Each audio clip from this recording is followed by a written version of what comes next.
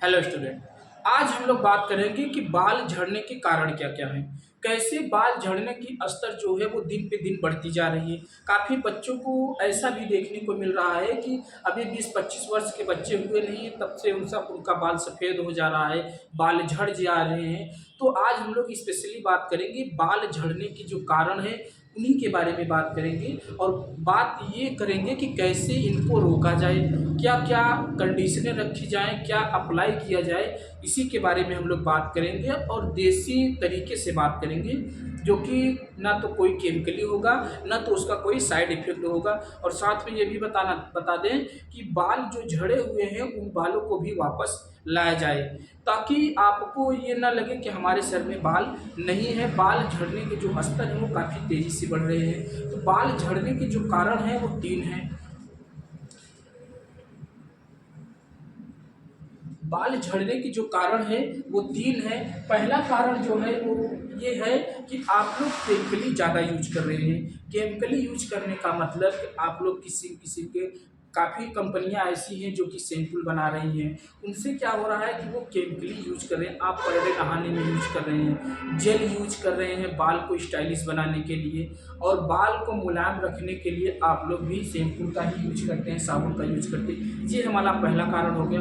और दूसरा कारण जो हो गया बाल झड़ने का, ये आता है आनुवंशिक लक्षण में। जैसे कि पिताजी का अगर मम्मी का बाल कम उम्र में झड़ गया है, तो ऐसा हो सकता है कि बेटे का भी बाल झड़ जाए कम ही उम्र में, जिसे हम लोग जीन डिसऑर्डर कहते हैं या आनुवंशिक लक्षण के नाम से भी जाना जाता है। और तीसरा कारण क्या होता है? तीसरा कारण जो है वो ये है कि बाल में रूसी हो जाना, जिसे डैंड्रफ भी कहते हैं। बाल में रूसी हो जाना, इसके कारण बाल क्या होते हैं, झड़ना स्टार्ट हो जाते हैं। क्यों? क्योंकि उनका ग्रोथ जो होता है वो रुक जाता है, अपनी विकसित अवस्था में नहीं हो पाते, बाल पतले हो जाते हैं।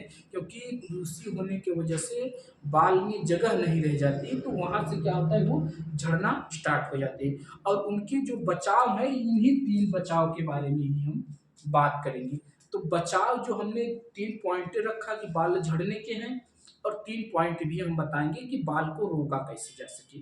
सबसे पहले आपको केमिकली चीज़ बंद करना है। इसके जगह आप जब स्नान करने जाएं तो ये जान लीजिए आंवला ले लीजिए, चाहे आंवला का रस ले लीजिए या फिर आंवला को पाउडर में उसको आप भिगा लीजिए।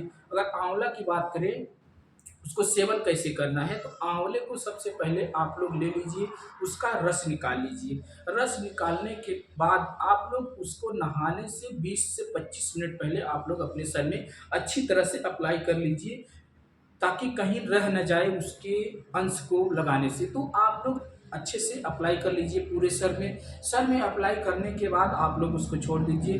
20 से 25 मिनट बाद आप लोग स्नान करिए। स्नान करने के बाद आपको क्या करना है, उसको शैम्पूल से अच्छे से वॉश कर लेना है। शैम्पूल से वॉश करने के बाद क्या है, आपको उसमें कहीं रह नहीं जाएगा, ताकि आपके कपड़े में कहीं उसकी दागी ना आ सके। तो ये पहला कारण हो गया। उसके बाद आपको अगर शैम्पूल अगर आपको आंवला नहीं मिल पा रहा है, तो दूसरी पॉइंट है हमारी एलोवेरा।